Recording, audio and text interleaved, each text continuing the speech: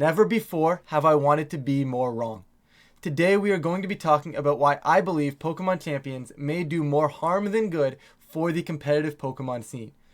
Over my 10 years of competing, I have seen numerous decisions that are just baffling when it comes to growing the competitive side of the game.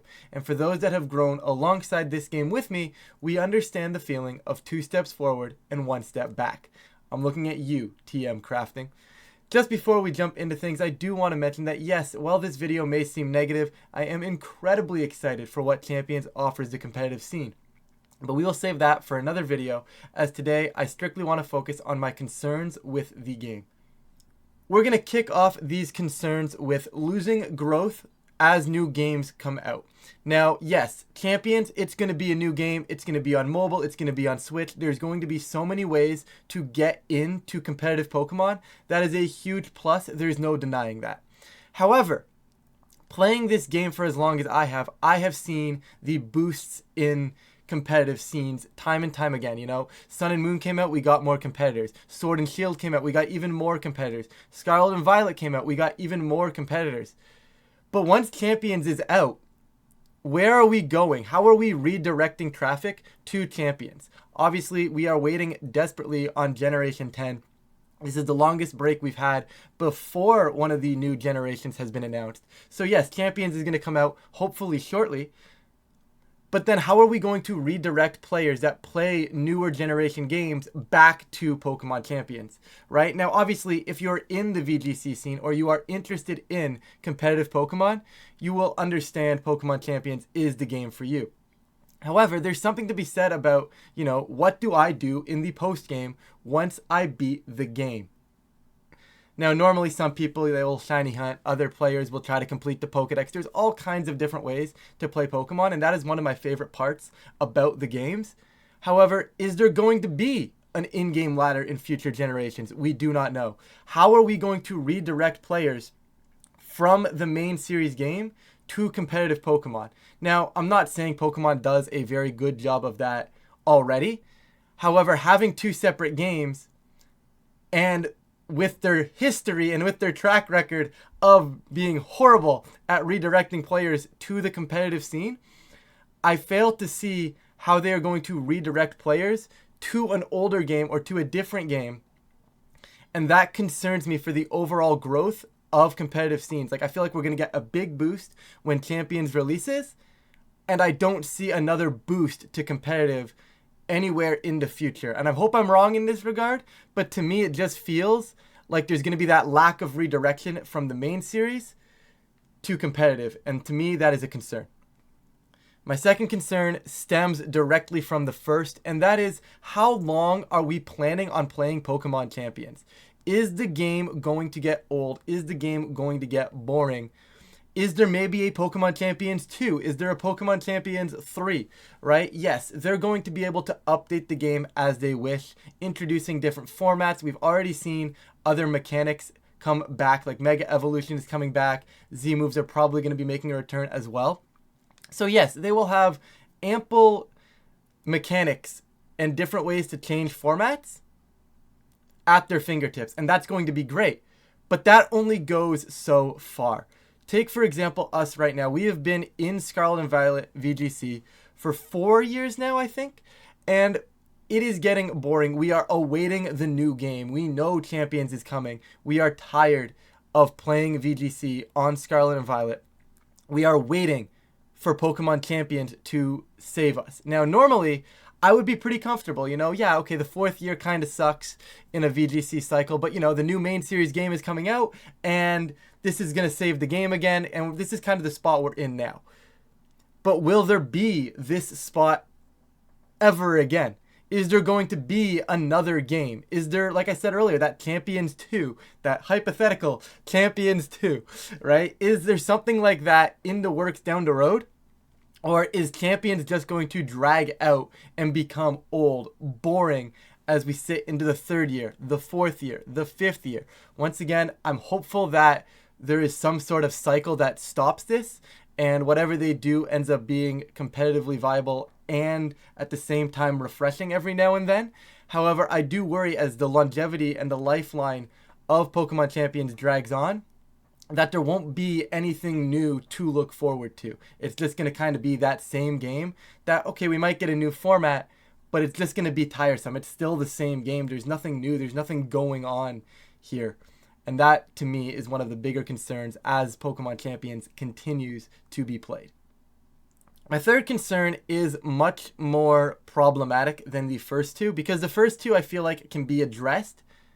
This third concern here, I don't think it can really be addressed the same way, and it scares me, I'm going to be honest, and that is, this is strictly a battle simulator. I am going in, I am loading up Pokemon Champions, and I am playing a battle. Effectively, that's what the game is. I don't know if there's going to be other gameplay. I would highly doubt it. So I worry that we become something like, you know, a battle.jpg or a battle.png. You know, you just go in, you click new battle. You go in, you click new battle. You go in, you click new battle. Oh, change my team. Click new battle. Click new battle. Click new battle. Right? It just feels like it's going to fall in that trap. And I don't know how to fix that. And I worry that that makes the game get stale. Now, this to me feels like a game built for the people and the players that never customize their character or their profile picture. And you know who you are, and I think this is a perfect example. When I was writing this script, it hit me, and I'm like, you know what? Yeah, this is exactly what this game is built for, right? Like, I enjoy updating my profile picture. I enjoy customizing my clothes, right? It gives me that sense of immersion into the game, and this is going to kind of bleed into my fourth point a little bit here, and it's that loss of magic and immersion, right? Maybe I like Pokemon too much, and I appreciate the smaller things to a high degree.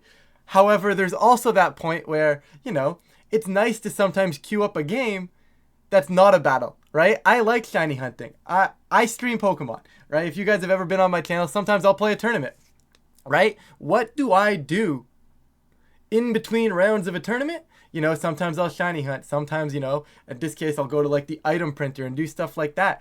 But if the game is literally battle.jpg or battle.png, whatever you want to call it, I'm going to have to switch games to get that secondary effect.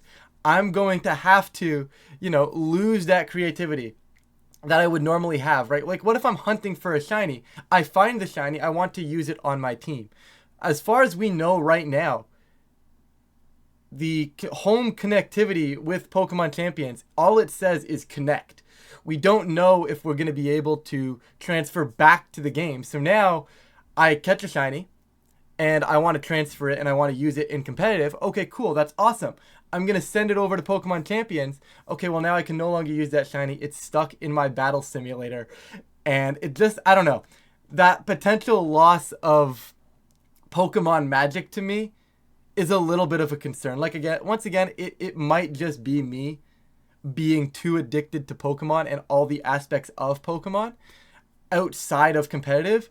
But to me, this feels like a major problem, and losing that magic and just becoming a, I'm going to click battle again one more time, potentially hurts this game. It makes it boring. It makes it stale.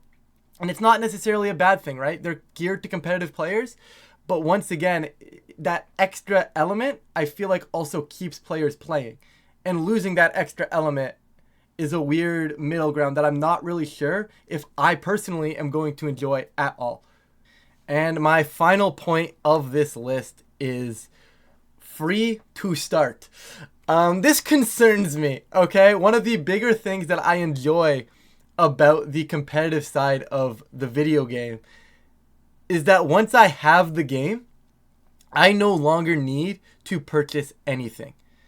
So this one is more of a concern because we do not know what we will be buying, how often we will need to buy anything, if at all we will need to purchase anything, right? So there's still a lot of question marks up in the air on this.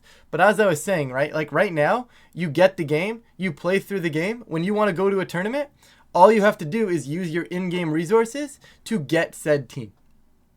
Right? Simple. I don't have to pay anymore. Unlike, you know, the trading card game where every few months they release a new set, you've got to get cards from that set. So now you're putting a little bit more of a monetary commitment into the game.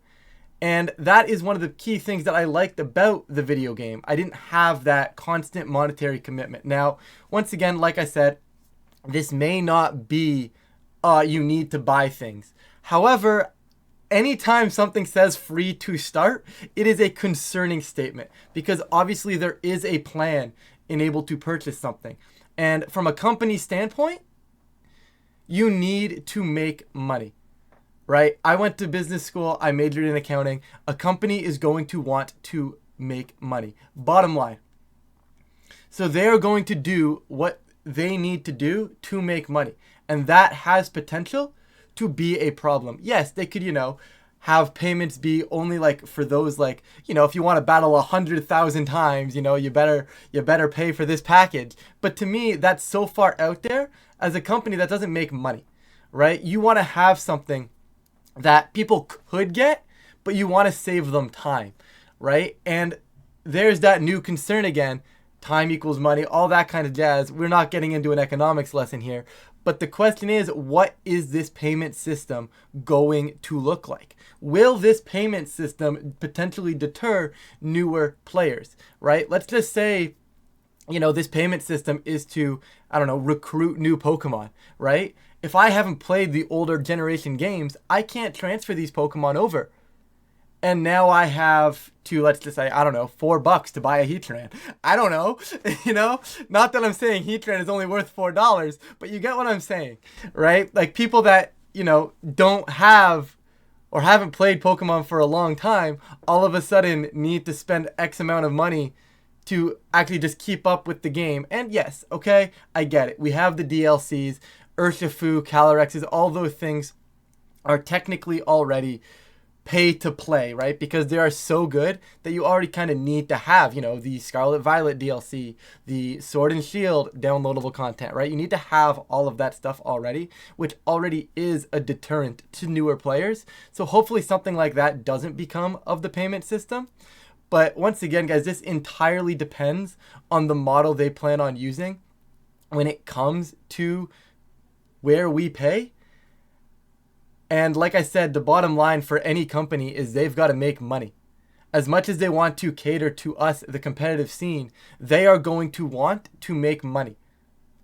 And I'm hoping that doesn't come at a cost that is too much or become a burden for either newer players or current players or any player in this game. Because right now, like I said, I enjoy buying the game once, and then I have it for, let's just say, 4 years until the new game comes out, right? So that is one of my biggest concerns with the free to start mindset. The payment system potentially is concerning. And that will conclude my major concerns for Pokemon Champions. With all this said, guys, I do just want to reiterate that I am super excited to not only play Champions, but also have Champions content on the channel as we get into this new era of competitive Pokemon. But I really did just want to air out my concerns as to, I'm not sure where this is going to go. I wonder if you guys have similar concerns and maybe there's ways to address these that I haven't really thought of. So let me know anything like that down below, guys. And I can't wait to start making more Champions-based content for you guys moving forward. But with that said, if you guys are enjoying this type of content, please feel free to leave a like and subscribe. It really does help out the channel. And of course, I really do appreciate it. But with that, I'm going to get on out of here. Thank you all so much for watching, and I will catch you all in a future video.